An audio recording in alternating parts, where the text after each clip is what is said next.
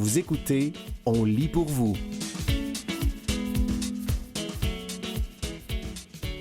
Disclosure Day, la foi à l'épreuve des extraterrestres.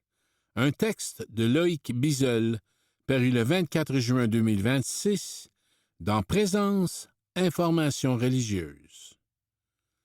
Avec le film Disclosure Day, sorti le 10 juin, Steven Spielberg réactive une inquiétude ancienne. Une vie extraterrestre ferait-elle vaciller les religions? L'histoire de la théologie et les enquêtes disponibles suggèrent que la crainte appartient moins aux croyants qu'à ceux qui les observent. 50 ans après Rencontre du troisième type, Steven Spielberg lève de nouveau les yeux vers le ciel. Disclosure Day met en scène l'imminente divulgation d'une vérité tenue cachée, celle d'une présence extraterrestre que les autorités dissimuleraient depuis des décennies. Le cinéaste, qui dit avoir vu sa curiosité ravivée par un article du New York Times de 2017 sur un programme du Pentagone consacré aux objets volants non identifiés, est né en 1947, l'année même de l'affaire Roswell.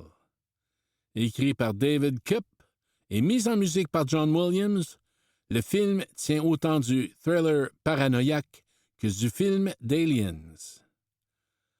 La critique y a surtout vu une fable humaniste, traversée d'une symbolique religieuse à peine voilée, un oiseau, le cardinal, en figure d'annonciation, deux protagonistes en forme d'apôtres, et pour dernier mot, un impératif qui n'a rien d'anodin. Écoutez. Spielberg ne s'en cache pas. En promotion, il a formulé la question que son film effleure sans la traiter vraiment. Dieu est-il notre Dieu uniquement sur cette planète, ou le Dieu de tous les systèmes où existerait une vie intelligente? Le réalisateur reste à la surface de l'implication. Mais il a le mérite de remettre devant le grand public une question bien plus ancienne que son cinéma et plus sérieuse qu'elle n'en a l'air. Un débat vieux de 8 siècles. Que deviendrait le christianisme si la vie n'était pas le propre de la terre? Plus que d'autres traditions, il paraît exposé, car il fait reposer le salut sur un événement situé, l'incarnation de Dieu en un point précis de l'histoire, sa mort et sa résurrection. Faudrait-il alors imaginer d'autres incarnations sur d'autres mondes, ou un seul Christ dont la rédemption rayonnerait dans tout le cosmos? La question n'est pas neuve. Dès le 13e siècle, les théologiens se divisent entre les tenants d'une terre unique, dans le sillage d'Aristote et de Thomas d'Aquin, et les partisans de la pluralité des mondes, soucieux de ne rien retrancher à la puissance créatrice de Dieu. En 1277, à Paris, l'évêque Étienne Tempier tranche par une prudence restée fameuse. Il refuse d'affirmer l'unicité du monde sans valider pour autant sa pluralité, au motif qu'il ne revient pas aux humains de fixer des limites à Dieu. Autrement dit, l'Église a très tôt choisi de ne pas faire du géocentrisme un article de foi. Lorsque Copernic puis Galilée délogeront la Terre du centre, le cœur du dogme n'en sera pas atteint. Le motif traverse ensuite les siècles. Au 18e siècle, Thomas Paine fait de la pluralité des mondes une arme contre la foi chrétienne, qu'il juge petite et ridicule à cette échelle. Au 20e siècle, les jésuites et paléontologues Pierre Teilhard de Chardin renouent au contraire avec la figure d'un Christ cosmique et l'écrivain C.S. Lewis, apologète pourtant classique, juge absurde de croire que les humains seraient les seuls bénéficiaires d'une telle grâce. Aujourd'hui, une exothéologie prolonge ce travail du luthérien Ted Peters au jésuite Guy Consolmagno, astronome de l'Observatoire du Vatican, pour qui la fécondité créatrice de Dieu ne saurait se réduire à notre seule espèce. Une peur de spectateurs plus que de croyants. C'est ici que Disclosure Day bute, sans le savoir, sur un fait contre-intuitif. L'idée qu'une révélation extraterrestre provoquerait une crise religieuse générale est surtout répandue chez ceux qui ne croient pas. Une enquête conçue par Ted Peters, menée auprès de 1300 personnes, l'a démontré. Une minorité seulement de croyants estime que sa foi en serait ébranlée. Les catholiques un peu plus à 22 %. Tandis que près de 7 non-croyants sur 10 anticipent une crise pour l'ensemble des religions. L'écart est instructif, même en tenant compte des limites d'un tel sondage. La perte de la foi que met en scène le cinéma d'anticipation tient en bonne part d'une projection. C'est le regard séculier qui prête aux croyants une fragilité qu'ils n'expriment guère. On peut y lire une ironie.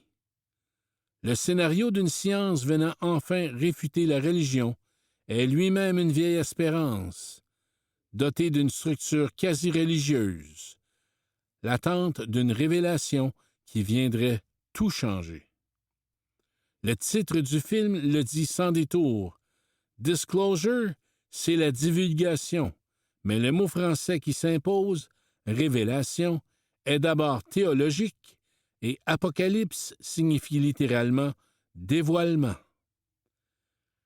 La culture du secret d'État et des soucoupes cachées, de Roswell au moment contemporain de la Disclosure, rejoue ainsi, en mode profane, une grammaire eschatologique, un savoir caché retenu par les puissants, promis à un dévoilement qui exigera de croire.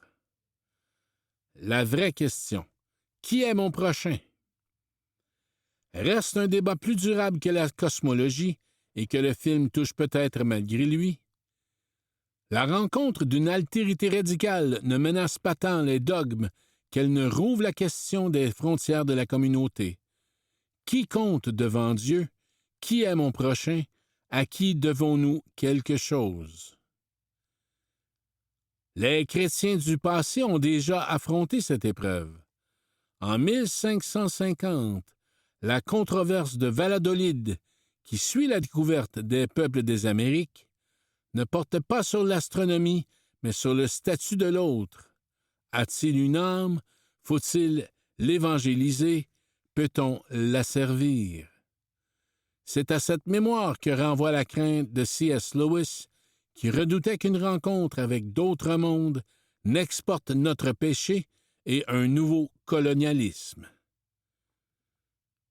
Vu sous cet angle, le dernier mot dans le film de Spielberg, « Écoutez », change de portée.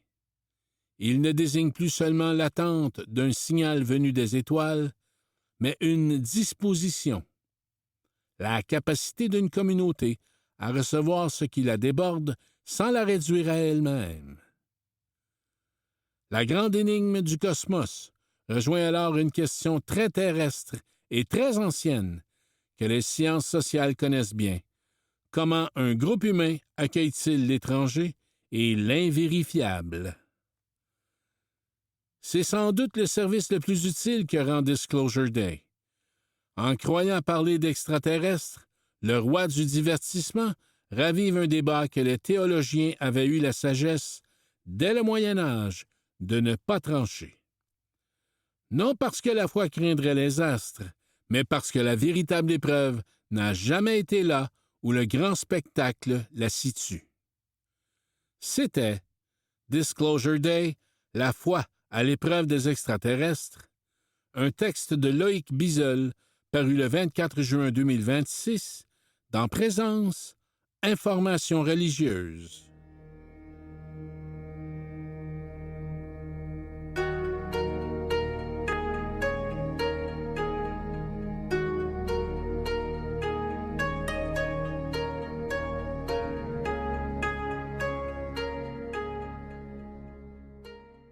pour une reconnaissance explicite du droit au logement. Un texte de la rédaction, paru le 25 juin 2026 dans Droits et libertés. Un grand absent de la Charte québécoise. L'année 2026 marque le 50e anniversaire de la Charte québécoise des droits et libertés de la personne, la Charte québécoise. Ce texte fondamental a été déterminant dans la construction du Québec moderne en plaçant la protection des droits et libertés au cœur de son ordre juridique. La Charte québécoise est considérée à juste titre comme un document progressiste et unique dans l'histoire législative nord-américaine, notamment parce qu'elle énonce certains droits économiques et sociaux, dont le droit à l'instruction publique gratuite et à des conditions de travail justes. Pourtant, la protection et la reconnaissance accordées aux droits économiques et sociaux y sont plus faibles, et le droit au logement n'y est pas reconnu de façon directe et explicite. Cela représente une lacune majeure du système provincial de protection des droits humains et une entorse aux obligations du Québec en vertu du droit international. La LDL demande aux législateurs de renforcer la Charte et les droits qu'elle reconnaît et protège, notamment en y ajoutant un nouvel article reconnaissant explicitement le droit au logement. À l'instar des autres droits économiques et sociaux actuellement énoncés, la nature prépondérante et judiciable de ce droit devra être établie, c'est-à-dire qu'il aura préséance sur les autres lois dites ordinaires et pourra être invoqué efficacement devant les tribunaux. La Charte québécoise ne reconnaît pas explicitement le droit au logement, qui est pourtant un droit pleinement reconnu en droit international. Certaines des dispositions de la Charte rejoignent indirectement le droit au logement. C'est le cas notamment du droit à la sûreté de la personne, article 1, de l'interdiction de la discrimination dans le logement, article 10, et du droit à un niveau de vie décent, article 45. Pourtant, plus d'une vingtaine d'États à travers le monde ont inscrit ce droit humain dans leur constitution. Par exemple, la Constitution de l'Afrique du Sud reconnaît depuis 1996 le droit à un logement convenable et engage l'État à s'assurer que les mesures législatives qu'il met en place garantissent la réalisation progressive de ce droit, tout en protégeant les personnes contre les expulsions arbitraires. La reconnaissance explicite du droit au logement est en droite ligne avec l'esprit des rédacteurs de la Charte québécoise qui ont souhaité faire de ce document un instrument d'approfondissement de l'égalité et de la justice sociale. Elle paraît aussi une adaptation nécessaire de cette loi fondamentale à la crise actuelle du logement ainsi qu'aux inégalités qui se creusent et qui continuent de faire obstacle à la pleine réalisation de ce droit humain. 2. Une crise d'une ampleur sans précédent. La crise du logement dans laquelle est plongé le Québec depuis plusieurs années compromet l'exercice du droit au logement pour toutes et tous. Les loyers explosent, le nombre de logements sociaux est nettement insuffisant, alors que les besoins sont criants, les évictions se multiplient, tandis que le parc locatif se détériore et que diverses formes d'exploitation, d'intimidation et de discrimination continuent de toucher de manière disproportionnée les populations vulnérabilisées. L'itinérance augmente de façon alarmante aux quatre coins du Québec, en grande partie en raison de cette réalité. Les solutions ne manquent pourtant pas pour assurer l'exercice de ce droit. Contrôle des loyers, interdiction des évictions et des expulsions forcées, lutte contre la gentrification, investissement dans le logement social et communautaire, préservation du parc locatif, construction de logements hors marché spéculatif, législation et soutien juridique permettant le respect des droits des locataires, action contre la discrimination dans l'accès au logement et bien d'autres encore. Un changement de paradigme s'impose. Le logement n'est pas une marchandise, mais un droit humain. Le gouvernement du Québec doit prendre acte de ses obligations à respecter, protéger et mettre en œuvre ce droit essentiel à la dignité humaine. 3. Le droit au logement, c'est quoi? La Charte québécoise doit reconnaître explicitement le droit au logement et dans son libellé comme dans son interprétation, s'inspirer directement des obligations de l'État québécois et des plus hauts standards en vertu du droit international des droits humains. Le Pacte international sur les droits économiques, sociaux et culturels, PIDESC, stipule que les États parties au présent pacte reconnaissent le droit de toute personne à un niveau de vie suffisant pour elle-même et sa famille, y compris une nourriture, un vêtement et un logement suffisant, ainsi qu'à une amélioration constante de ses conditions d'existence. Article 11. Des obligations concrètes en vue d'assurer la réalisation progressive du droit au logement incombent tant au Canada, qui a ratifié le PIDESC, qu'au Québec, qui s'y est déclaré lié de son plein gré dès 1976. Le droit au logement est juridiquement contraignant pour le Canada, a déclaré Leilani Farah, rapporteuse spéciale des Nations Unies sur le droit à un logement convenable 2018. Le droit au logement ne se résume pas au simple fait d'avoir un abri ou un toit sur la tête. Selon le droit international, le droit à un logement convenable ou suffisant garantit à chacun un habitat sûr, salubre, abordable et accessible, où l'on puisse vivre dans la sécurité, la paix, la dignité et le respect de sa vie privée. Pour être pleinement exercé, le droit au logement implique la sécurité légale de l'occupation, être protégé contre l'expulsion, le harcèlement et les menaces, l'abordabilité et la capacité de paiement des personnes, la présence de services, d'infrastructures et d'équipements adéquats, l'habitabilité et la salubrité des lieux, la facilité d'accès, y compris pour les personnes vulnérables et à mobilité réduite, l'emplacement adéquat près de services et du lieu de travail, le respect du milieu culturel des personnes qui y résident. Le droit au logement ne signifie pas que les États doivent fournir un logement gratuit à l'ensemble de la population. Mais ils ont l'obligation de protéger les personnes contre les évictions et expulsions forcées, de mettre fin à la discrimination dans l'accès au logement, d'adopter des mesures permettant l'accès à un logement convenable et abordable, le tout en portant une attention particulière aux groupes vulnérables. Son inscription dans la Charte québécoise constituerait une avancée majeure pour la protection du droit au logement. Elle responsabiliserait l'État quant à ses obligations, offrirait des recours aux personnes, assurerait une véritable imputabilité du gouvernement et ferait en sorte que toutes les lois touchant le logement pourraient faire l'objet d'un examen en constitutionnalité en vertu de la Charte. 4. Dans le droit international. Depuis 1948, la Déclaration universelle des droits de l'homme reconnaît le droit au logement à travers la protection du droit à un revenu suffisant. Article 25. Ce droit a depuis été réaffirmé dans plusieurs instruments juridiques internationaux, parmi lesquels Pacte international relatif aux droits économiques, sociaux et culturels, 1966. Il reconnaît le droit à un niveau de vie suffisant, y compris le droit à un logement suffisant. Déclaration sur le progrès et le développement dans le domaine social, 1969. Elle souligne l'obligation des États de procurer à toutes les personnes, et en particulier aux personnes à faible revenu, des logements satisfaisants. Déclaration de Vancouver, Conférence des États-Unis sur les établissements humains, 1976. Elle offre pour une première fois une définition extensive de la notion d'habitat convenable qui servira de base à la définition de logement convenable.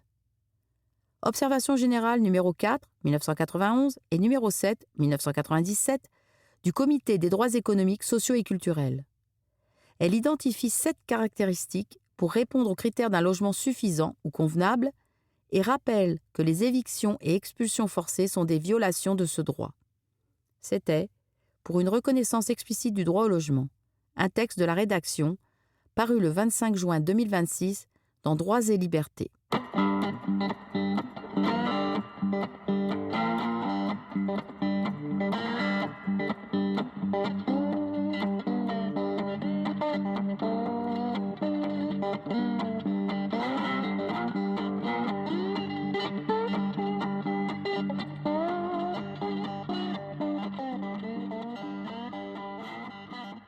Le 12 août, j'achète un livre québécois, Marie Potvin, Un été pour s'apprivoiser. Une entrevue réalisée par Anne Genet, parue le 9 juin 2026 dans la revue Les Libraires. Dans un chalet des Laurentides, 2 êtres blessés apprennent à cohabiter. Au fil des jours, la proximité impose ses règles et fait émerger ce qui, d'abord, résistait. Au téléphone, Marie Potvin me parle depuis les Laurentides. De la ville d'où je l'écoute, je devine le calme qui l'entoure, la forêt, l'eau, l'impression d'éloignement.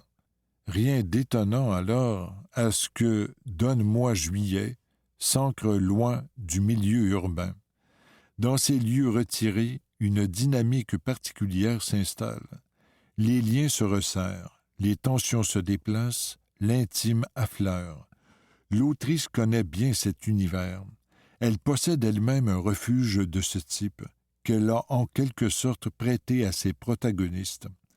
Un décor familier, nourri par des étés au bord de l'eau, écrit en plein hiver, alors que le paysage réel se fige sous le froid. Ce décalage prolonge l'élan du roman.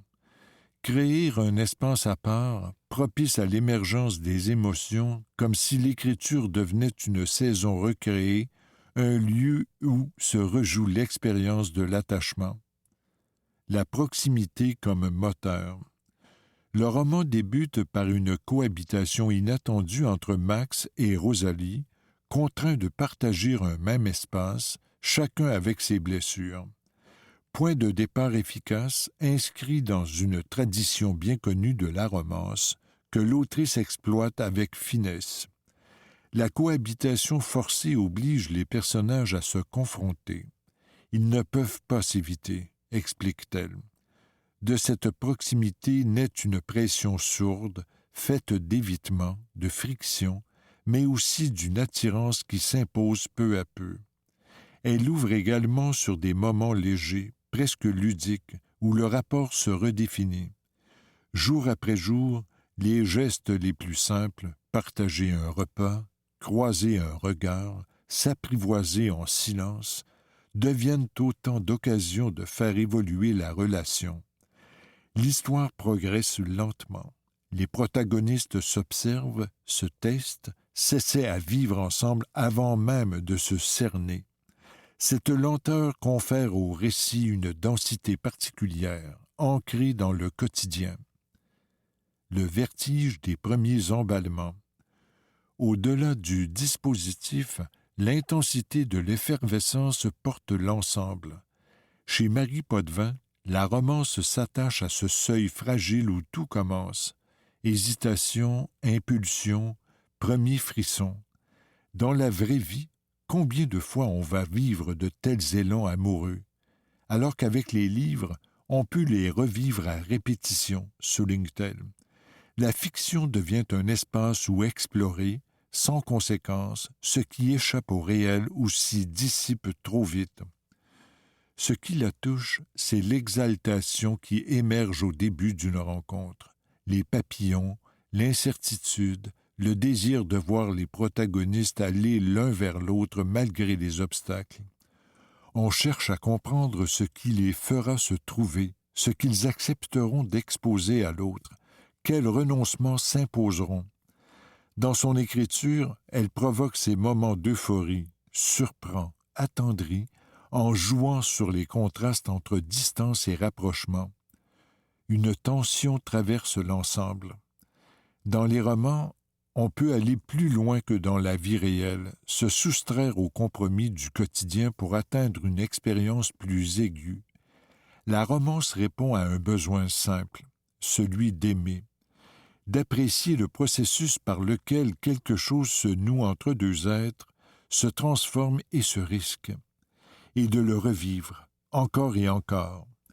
Ce plaisir de répétition ne demeure pas anodin. On aime aimer, voir des individus tomber amoureux, s'attacher à eux, espérer avec eux. La lecture ravive les sentiments et permet de les éprouver sans les perdre. Le titre lui-même contient cette promesse. « Donne-moi juillet » reste une demande adressée à l'être aimé, celle de laisser une chance au lien, d'accorder du temps pour se révéler. Un moment suspendu où tout peut basculer, mais où rien ne va de soi. Derrière cette simplicité apparente, le fil narratif installe des hésitations, des résistances, tout ce qui rend l'équilibre précaire. Des personnages marqués. Rosalie, mère de famille monoparentale, avance avec prudence, guidée par un instinct de protection qui oriente chacun de ses choix. Marquée par une relation passée difficile, elle érige une distance, attentive à préserver sa fille de toute menace possible. Ce réflexe accentue la tension. Il ne s'agit pas seulement de se rapprocher, mais de gagner une confiance fragile. Avant même d'envisager un véritable contact, il faut d'abord s'amadouer, créer les conditions pour que le lien devienne possible. Cette retenue structure le rythme et donne du poids au moindre geste. Chez Marie Potvin, les personnages se construisent par strates à partir de figures déjà explorées. Max, notamment, réactive un protagoniste apparu dans « T'étais où toute ma vie ?» retravaillé et approfondi. L'autrice privilégie les héros blessés, écorchés, qui doivent en venir à se comprendre avant d'aller vers l'autre. Leurs failles deviennent le moteur du roman. Écrire sans relâche. Marie Potvin publie depuis 15 ans et compte aujourd'hui plus de 80 titres à son actif. Une constance qui tient moins d'une discipline que d'une nécessité. « Je ne pourrais pas arrêter d'écrire. C'est une passion, dit-elle, tout de goût. Les projets s'enchaînent, guidés par le même désir de raconter et de matérialiser des figures qui se transforment d'un livre à l'autre. Souvent, plusieurs aventures avancent en parallèle, animées par ce même mouvement. J'ai quitté mon travail en 2014, raconte l'autrice, afin de me consacrer entièrement à l'écriture, sans savoir si cela allait durer. Et ça dure encore. L'exercice n'a rien de simple, mais il m'anime. Si écrire ne demandait pas autant d'efforts, tout le monde le ferait. Refermer le livre sans vraiment s'en départir, tel est l'effet recherché par l'autrice. J'aimerais que les lecteurs aient envie d'y revenir, comme un film qu'on aime revoir, confie-t-elle. À l'image de ces étés qu'on voudrait prolonger, Donne-moi juillet propose une parenthèse où l'on se laisse aller à ce qui nous échappe et où l'on retrouve, peut-être, le lent apprivoisement de l'autre. C'était, le 12 août, j'achète un livre québécois, Marie Potvin, Un été pour s'apprivoiser.